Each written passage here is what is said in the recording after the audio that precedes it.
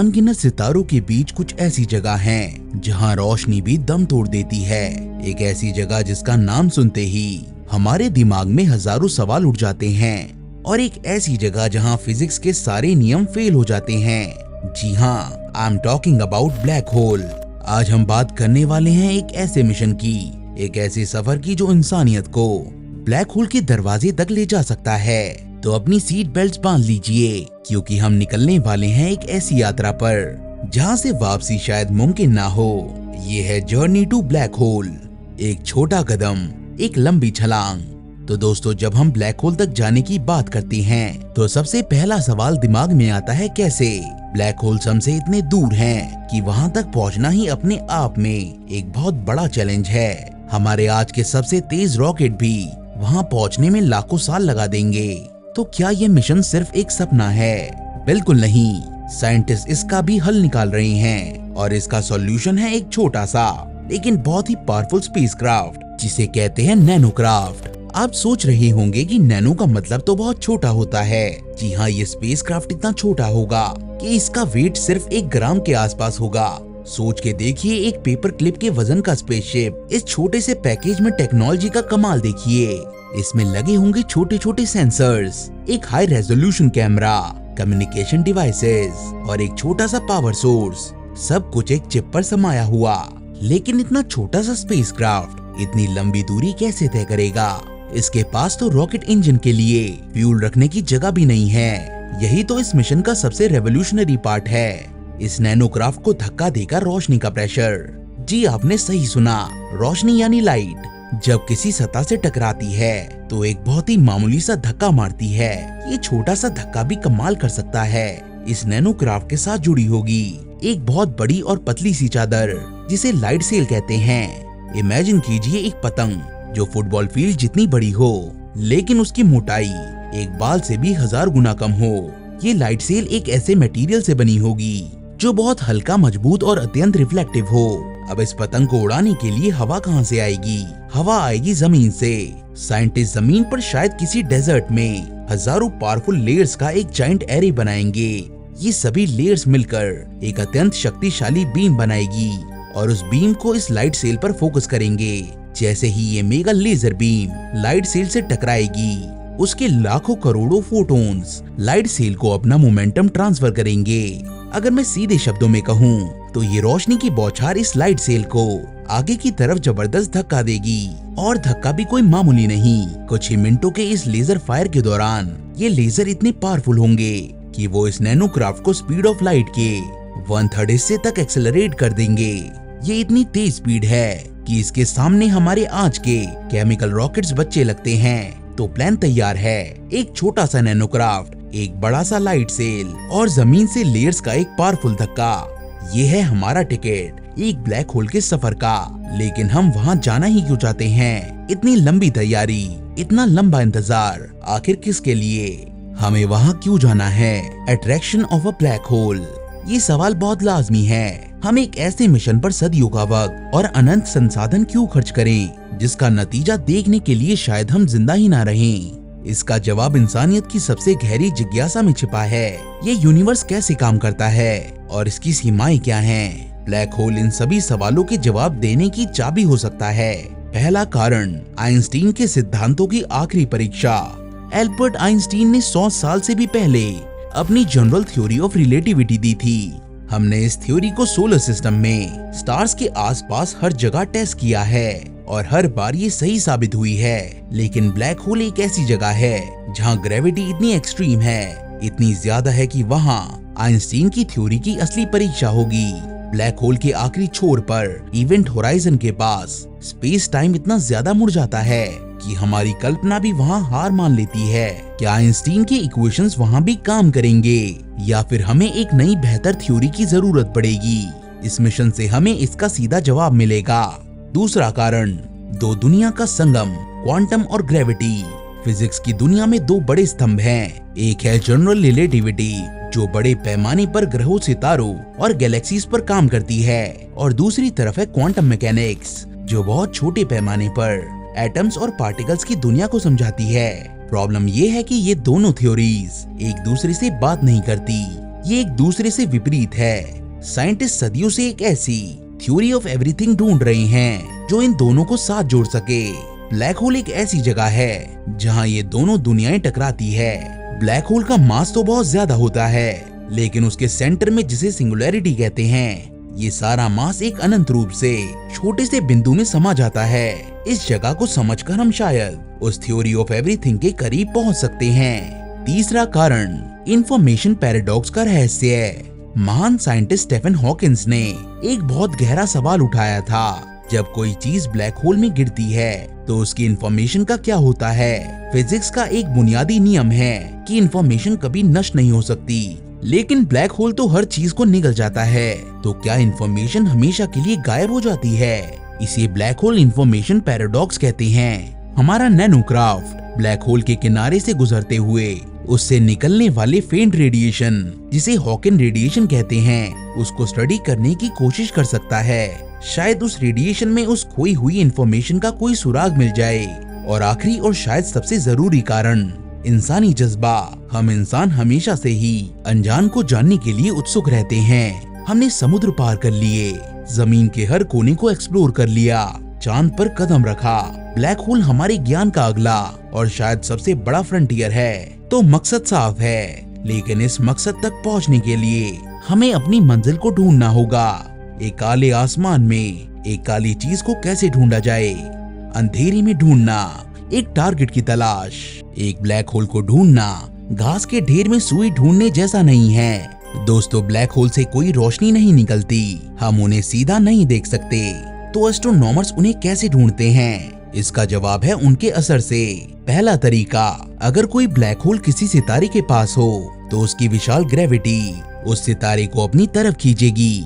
हमें आसमान में एक सितारा दिखेगा जो अजीब तरह से किसी खाली जगह के चक्कर लगा रहा होगा। उस सितारे की स्पीड और उसके ऑर्बिट को नापकर साइंटिस्ट उस खाली जगह में मौजूद उस चीज के मास का अंदाजा लगा सकते हैं। अगर वो मास बहुत ज्यादा है और वहाँ कोई रोशनी नहीं है तो ये एक ब्लैक होल हो सकता है। हमारी अपनी आकाशगंगा मिल्की वे के सेंटर में मौजूद सजिटेरियस ए को ऐसे ही खोजा गया था। दूसरा तरीका है ग्रेविटेशनल लेंसिंग। आइंस्टीन ने हमें ये बताया था कि ग्रेविटी रोशनी को भी मोड़ सकती है। जब एक ब्लैक होल हमारे और किसी दूर के सितारे या किसी गैलेक्सी के बीच से गुजरता है तो उसकी ग्रेविटी एक लेंस की तरह काम करती है। वो पीछे वाले तारे की रोशनी को मोड़कर उसकी एक या एक से ज्यादा अजीबोगरीब इमेजेस बना देती है। कभी कभी ये एक पूरी रिंग की तरह दिखता है, जिसे आइंस्टीन रिंग कहते हैं। ऐसे इवेंट्स को देखकर हम अकेले घूम रहे ब्लैक होल्स का पता लगा सकते हैं। इसे ग्रेविटेशनल माइक्रो लेंसिंग कहते हैं। तीसरा तरीका, जब कोई ब्लैक होल अपने आसपास की गैस और धूल को निगलता है तो ये मटेरियल सीधे उसमें नहीं गिरता, ये उसके चारों तरफ बहुत तेजी से घूमते हुए एक डिस्क बना लेता है, जिसे एक्रीशन डिस्क कहते हैं। इस डिस्क में फ्रिक्शन के कारण इतनी गर्मी पैदा होती है कि ये एक्सरेज में चमकने लगती है। हम इस एक्सरे की चमक को अपने टेलीस्कोप से देखकर ब्लैक होल की मौजूदगी का पता लगा सकते हैं। लेकिन हमारे मिशन के लिए हमें एक ऐसा ब्लैक होल चाहिए जो अकेला हो, यानी उसके आसपास कोई सितारा या एक्रीशन डिस्क ना हो। ऐसा इसीलिए ताकि हम सिर्फ ब्लैक होल की ग्रेविटी का असर, स्पेस टाइम पर उसके प्रभाव को साफ साफ स्टडी कर सकें। इसके अलावा साइंटिस्ट एक ऐसा ब्लैक होल ढूंढना चाहेंगे जो बहुत ही स्टेबल हो, वो ज्यादा घूम ना रहा हो, एक स्थिर ब्लैक होल जिसे श्वार्ज़शाइल्ड ब्लैक होल कहते हैं। ये आइंस्टीन की थ्योरी को टेस्ट करने के लिए सबसे साफ सुथरा टारगेट है।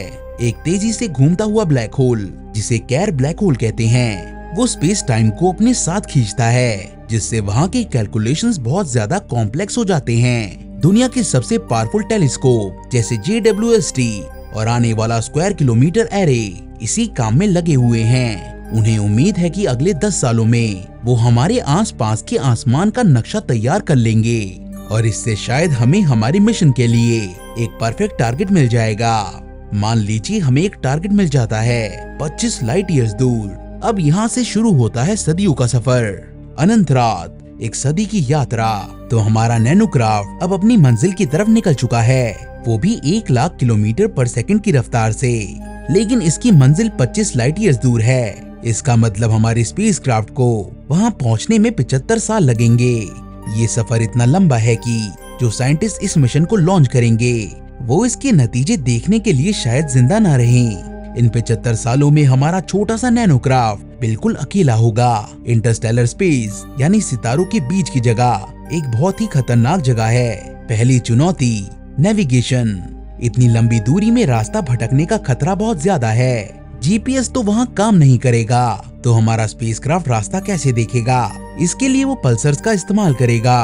पल्सर्स बहुत तेजी से घूमते हुए न्यूट्रॉन स्टार्स होते हैं, जो एक लाइट हाउस की तरह नियमित अंतराल पर रेडियो वेव्स के पल्स भेजते हैं। हमारा स्पेसक्राफ्ट इन पल्सर को आसमान में रेफरेंस पॉइंट की तरह यूज करके अपनी पोजीशन और डायरेक्शन तय करेगा।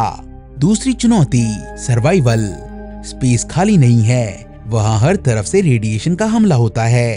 कॉस्मिक रेज जो इतने हाई एनर्जी पार्टिकल्स होते हैं इस नैनोक्राफ्ट से टकराकर इसके डेलिकेट इलेक्ट्रॉनिक्स को खराब कर सकते हैं। इसलिए इसकी चिप को रेडिएशन हार्डन बनाना होगा, यानी उस पर रेडिएशन का असर कम से कम हो। इसके अलावा स्पेस में छोटे छोटे धूल के कण या माइक्रोमीटेरॉइड्स भी घूमते रहते हैं। 1,00,000 किलोमीटर पर सेकंड की स्पीड पर एक राई के दाने जितना कण भी इस क्राफ्ट से टकराकर उसे तबाह कर सकता है। इसलिए इसका रास्ता बहुत सावधानी से चुनना होगा।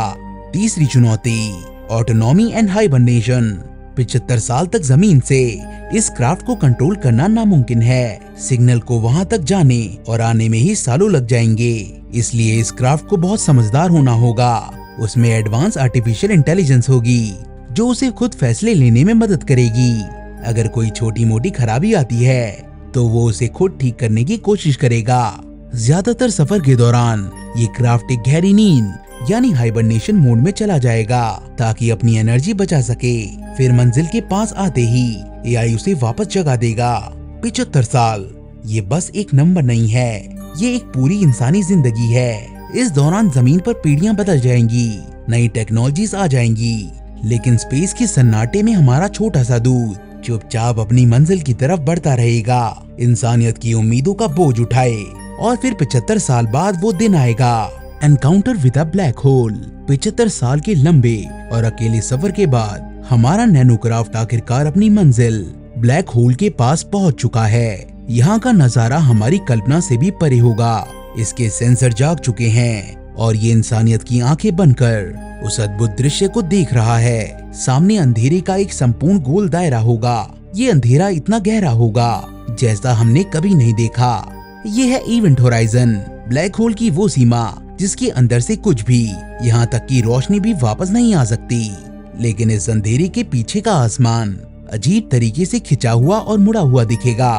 ब्लैक होल की जबरदस्त ग्रेविटी अपने पीछे के सितारों की रोशनी को मोड़ रही है, जिसे ग्रेविटेशनल लेंसिंग कहते हैं। सितारे अपनी असली जगह पर नहीं बल्कि उनकी अजीब डिस्टॉर्टेड इमेजेस दिखेगी। अगर हम किस्मत वाले हुए तो हमें इवेंट होराइजन के ठीक बाहर रोशनी का एक पतला सा चमकदार रिंग दिखेगा। ये है फोटोन स्फीयर। ये वो जगह है जहाँ ग्रेविटी इतनी स्ट्रॉन्ग है कि रोशनी के पार्टिकल्स यानी फोटोन्स ब्लैक होल के चक्कर लगाने लगते हैं।